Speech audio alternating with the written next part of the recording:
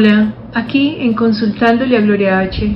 vamos a hablar de un tema que tiene que ver mucho con nuestra idiosincrasia colombiana y con la idiosincrasia del mundo. Se los voy a decir con estos términos: la maldad de los malos y la maldad de los buenos. ¿Sí? No soy partidaria de utilizar la palabra maldad porque creo que en la condición humana los procesos de conciencia, los procesos de crecimiento interior tienen varias escalas. Y hay personas que están en niveles muy inferiores de conciencia, pero no porque sean inferiores porque ellos lo decidieron. En el proceso de evolución, y para quienes quieran creer en las muchas vidas, venimos a la vida a aprender y venimos de otras vidas aprendiendo y aprendiendo y aprendiendo. Y vamos pasando por distintos niveles de conciencia.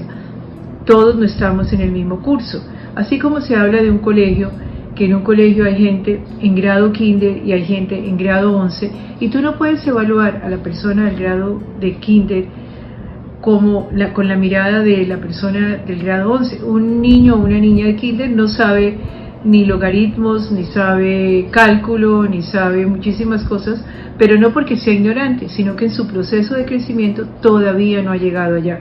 Pues bien, en la condición humana estamos en distintos niveles de conciencia y hay entonces distintas formas de actuar.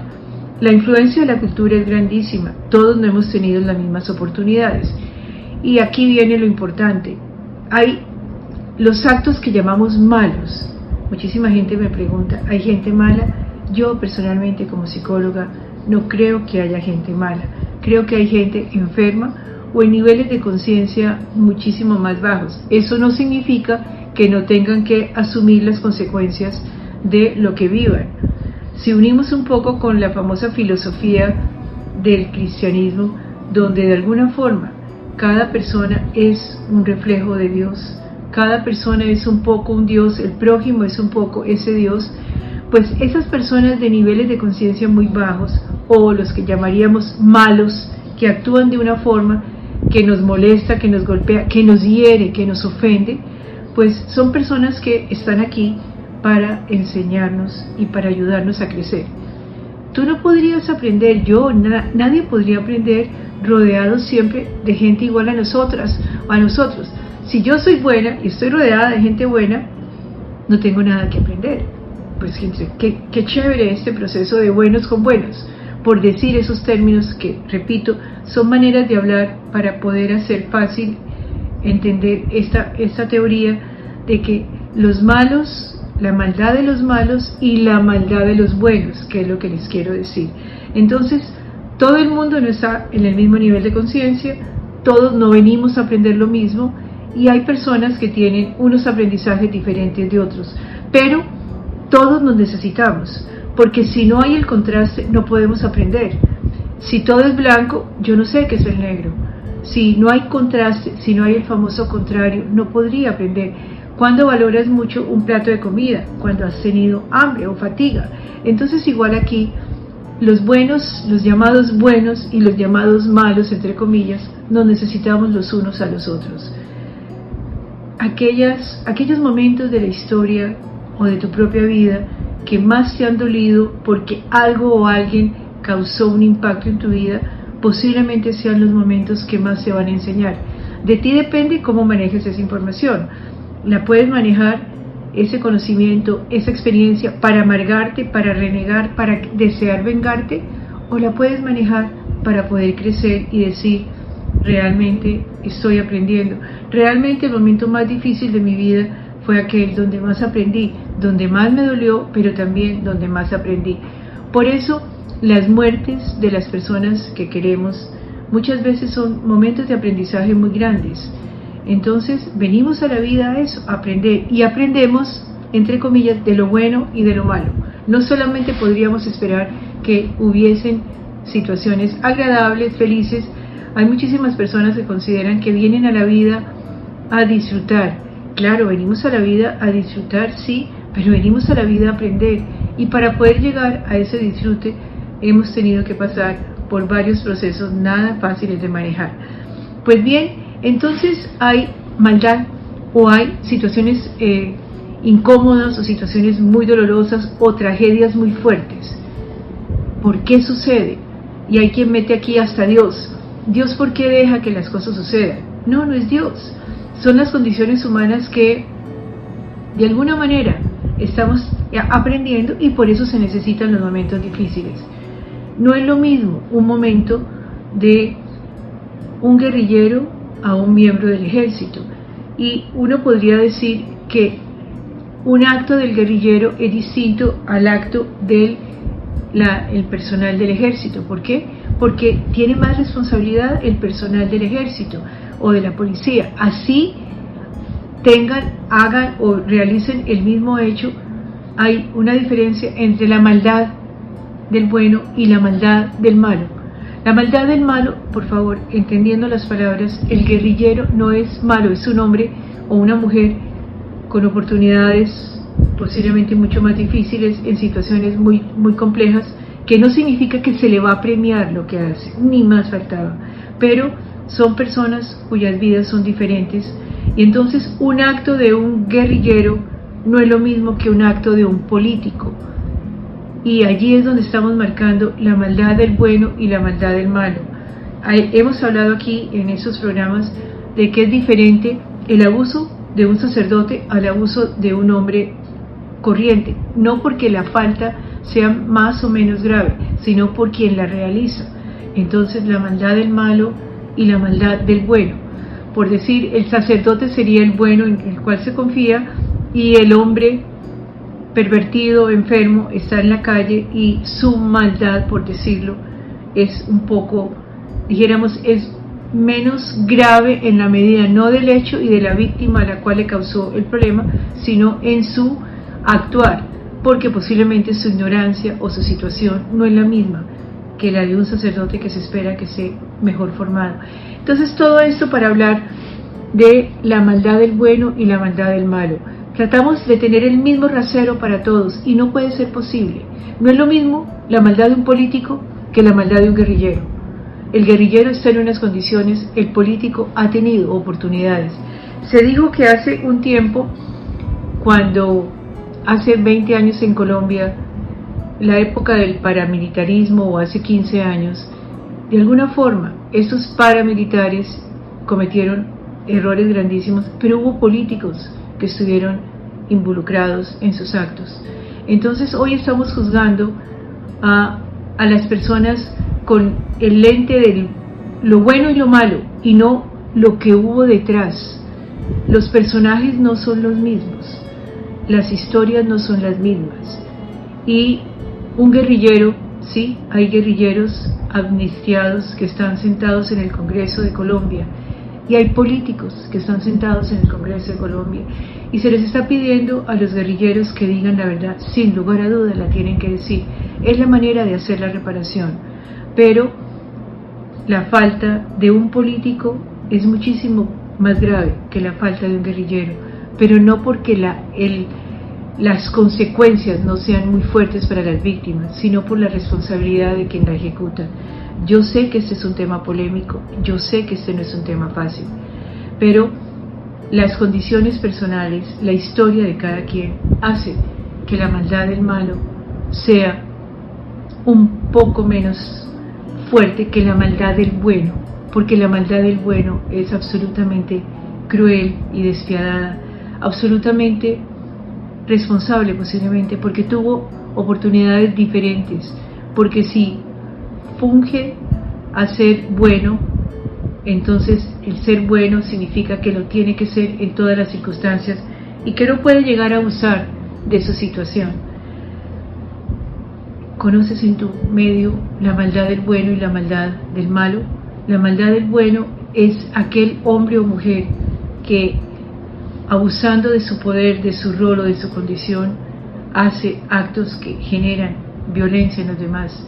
Y el malo, entre comillas, posiblemente no ha tenido ni formación ni educación, o es un enfermo, y de alguna manera sus actos son muchísimo más fuertes y delicados y causan impacto en la gente, pero no se pueden evaluar de la misma forma.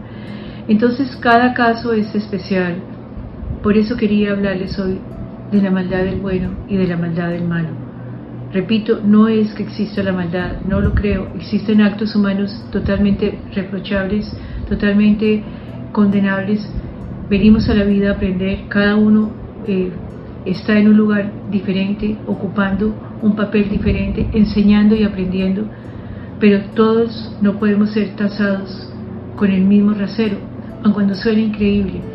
Cada caso es particular y el que funge el ser bueno tiene que tener mucho cuidado, porque sus actos serán muchísimo más visibles, muchísimo más condenables por la responsabilidad que tiene. No es fácil de manejar el asunto, pero la cultura ha enseñado que todos no tenemos las mismas oportunidades y que todos no estamos en el mismo lugar. Como dice la famosa frase, todos estamos en la misma tormenta, pero no estamos montados en el mismo barco. Y mirar esas condiciones es bien particular. A veces juzgar desde acá al bueno y al malo y considerar que hay unos mejores que otros, no. Somos seres humanos aprendiendo. Todos no estamos en lo mismo, pero si la responsabilidad tuya es de cuidado, de protección y tienes políticamente un rol mayor, también tu responsabilidad será mayor y también tu falta, por decirlo de alguna manera, será más grave. La maldad del bueno y la maldad del malo.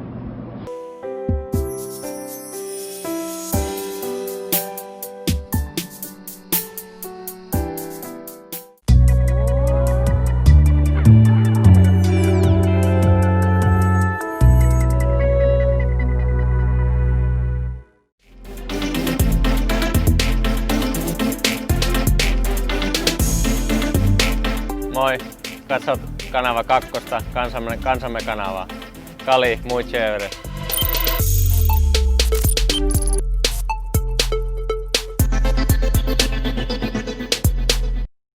Nueva tecnología de bipedestación en Colombia.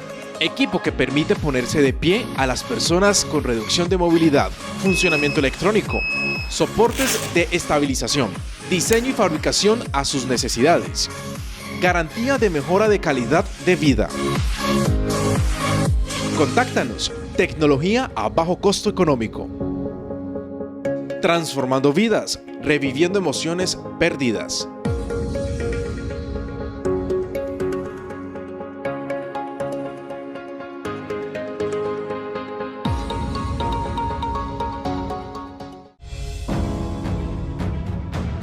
En cada paso, en cada día,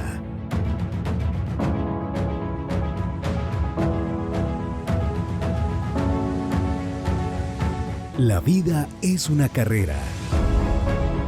Córrela con comodidad. Fábrica de Calzado Rómulo. Más de 3 décadas comprometidos con el bienestar para tus pies.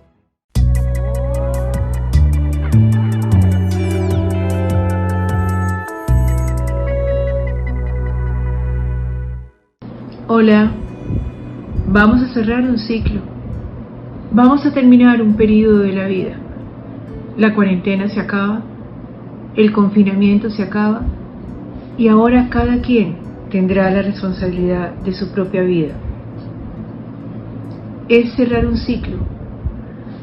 Se pierde y se gana. No hay nada en la condición humana que sea absolutamente bueno o absolutamente malo. Acuérdate que las cosas van ligadas las unas con las otras. Entonces, si cerramos un ciclo, se abre otro. Para que nazca el día, tiene que morirse la noche. Para entrar a la universidad, tuviste que haber cerrado el colegio. Para ser un joven, tuviste que haber dejado de ser adolescente. Esperaríamos. Para que de alguna forma nazca el domingo, tiene que haberse muerto el sábado.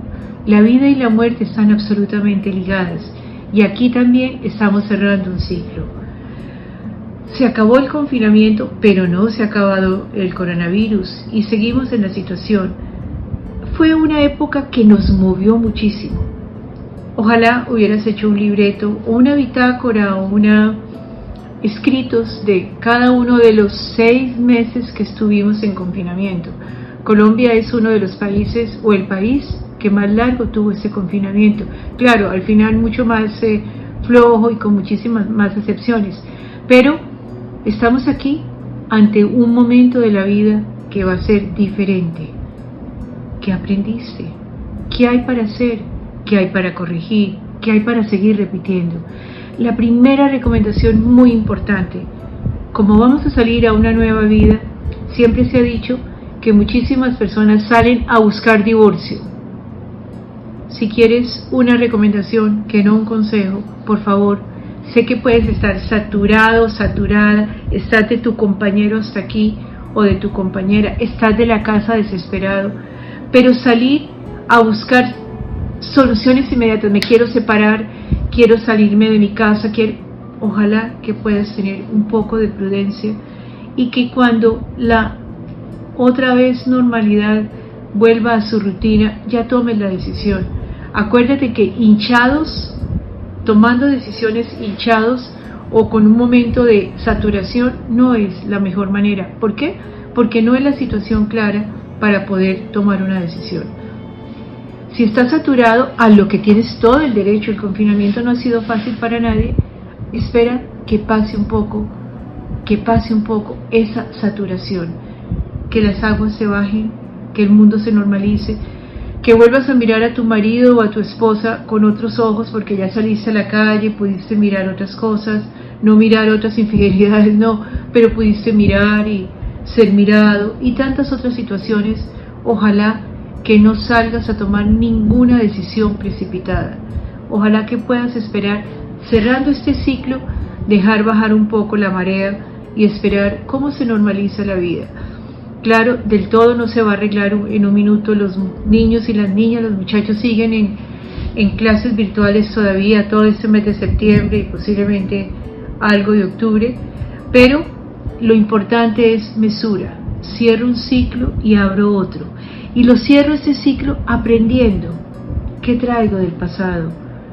Soy mejor persona, aprendí a ser tolerante, me desesperé, aprendí a manejar las emociones, aprendí a conocer a los míos, aprendí a leer posiblemente cosas que no había leído antes, vi películas, posiblemente tuve que pasar muchísimas situaciones de trabajo que no estaban previstas, posiblemente también tuve que reinventarme la famosísima palabra, posiblemente también tuve que aprender a pensar en positivo, posiblemente muchas cosas sucedieron en mi vida, me conocí un poco más a mí mismo, me desesperé, pasé por toda la gama de emociones posibles, pero estoy cerrando un ciclo. Creo que la palabra es muy importante y si pudieras hacerle un pequeño balance y escribir qué traigo de este ciclo que se cierra para empezar el nuevo, porque lo importante es, así como conectamos la vida y la muerte en la serie El Morir, pues que pueda conectar ese ciclo que se cierra con el nuevo que comienza. ¿Qué aprendí para no volverlo a repetir? Hay muchos científicos que dicen que no será la última pandemia del siglo, porque cada vez más pues hay mayor problemas, mayor contaminación, mayor cantidad de personas, estamos más expuestos a virus, hay más intereses políticos, económicos, de toda clase, donde esto se puede revolver muchísimo. Pero ¿qué aprendiste? ¿Qué aprendiste? Quiere decir, aprendiste sobre la vida y sobre la muerte, sobre la enfermedad, sobre el cuidado, sobre la tolerancia, sobre la paciencia. Aprendí muchísimas cosas de la persona con la cual convivo, aprendí de mis vecinos, aprendí de los gobiernos, aprendí de tanta gente, aprendí de los países, cómo las culturas en cada país son diferentes, cómo los intereses políticos tiñen absolutamente todo, hasta la parte de la medicina y de la ciencia. Los intereses políticos están marcados en todos los lugares del mundo. ¿Cómo hacemos? No, yo no puedo luchar contra eso, tengo que aprender a manejarlo. Porque aquí hay una cosa muy importante. Frente a este ciclo que se cierra, lo que aprendiste es qué grado de aceptación tienes de muchas cosas, porque no se pueden cambiar las cosas por más que yo diga, están equivocados, yo creo tener la razón. Un proceso de mejoramiento y de crecimiento personal es la aceptación de lo que nos corresponde vivir. Ahora, no quiere decir que aceptes la injusticia y tienes derecho a hablarlo, a denunciarlo, a decirlo, pero cuando no se puede más allá, volverte reactivo. Aquí hay una acción y aquí hay una reacción. Volverte reactivo, lo único que hace es posiblemente desgastarte a ti. Hay una palabra que a las personas a veces no les gusta porque creen que es sometimiento o sumisión. Pero aceptación no es esto. Aceptación es aceptar que hay una situación que tengo que aprender a manejar, que tengo que convivir con ella y debo seguir para adelante. Alcancé a leer ahora que el Japón ha decidido que con el virus hay que aprender a vivir. Y da una lista más o menos de unas 20 recomendaciones a las personas para decirles, mire, va a vivir con el virus. Tú allá estás preparado para aceptar que se cerró un ciclo, pero tenemos que aprender a vivir con el virus. Recomendaciones muy sencillas. Tenle mucho cuidado a los espacios cerrados. Trata de abrir ventanas, porque hay que seguir conviviendo con el virus. El virus no va a pasar. No va a pasar. Diciembre va a ser con el coronavirus. Prepárate para ello, no haciendo una tragedia, porque no la debemos hacer. Y hay niños de por medio que nos están mirando, asustados de el miedo que les estamos transmitiendo, o somos capaces de enseñarles a vivir en medio de la dificultad. Ese es un aprendizaje, y esa materia no la dan en ningún colegio ni en ninguna universidad. La podemos dar en casa. Hay que aprender a vivir con el virus. Entonces las recomendaciones son: ojo con los espacios cerrados, guarda distanciamiento. Puedes sentarte a comer con las personas, pero trata que no sea de frente, que sea al lado, de manera que la distancia al lado no está tan directo el impacto sobre ti, sobre una cara a otra cara, al lado. No reuniones de muchísimas personas, ni siquiera las familiares. El distanciamiento, ojo con los supermercados, ojo con tocar muchas cosas, trata de tener cuidado, lavarte las manos sin lugar a dudas. Hay recomendaciones para seguir viviendo con el virus, no va a pasar. Diciembre lo celebraremos con esto, pero cerramos un ciclo para empezar otro. Esas son las condiciones humanas. Entonces aquí ahora solamente aceptación, paciencia, aprendizaje. Esas son nuevas palabras, palabras que las podemos aprender a manejar y sentirnos muy muy tranquilos si las podemos interiorizar, si las podemos digerir y hacerlas parte de nuestro chip emocional. Aceptación, tolerancia, paciencia, crítica la menos posible. No salgas a la calle, ya les dijimos, a juzgar a los demás. Aprende a poder escoger cuándo vale la pena tenerme que reunir con alguien, cuándo puedo hacerlo por llamada, por videollamada, por tantas otras formas que hay, porque el virus va a continuar. Van a seguir existiendo personas contaminadas de una manera diferente, porque ya aprendimos. Pero al cerrar este ciclo y comenzar otro, escoge qué sale, qué traes de este que pueda servirte para el nuevo que comienza. Qué bueno que pudiéramos entender que somos mejores personas, que aprendimos que es la vida y que es la muerte, que estamos sujetos a morirnos en cualquier momento, que la muerte no escoge ni ricos ni pobres y que la muerte no es un castigo. Todo lo que aprendimos porque tenemos que cerrar un ciclo para comenzar otro. El ciclo de la vida continúa, la aceptación está aquí. Hay que continuar porque esto es la condición humana. Recuerda que dicen que no será la última pandemia. Ojalá que lo puedas escribir. Ojalá que tus hijos y tus hijas puedan haber aprendido algo, que papá y mamá tengamos la capacidad de haberles enseñado a nuestros hijos cómo vivimos unas épocas muy importantes que nos golpearon mucho, pero que aprendimos. ¿Por qué no le hacemos un final agradable con una comida que por lo general es un elemento muy importante de acercamiento con nuestros hijos, con los que nos rodearon, con los que tuvimos el confinamiento, para decirlos: se acabó una primera parte, ¿qué aprendimos?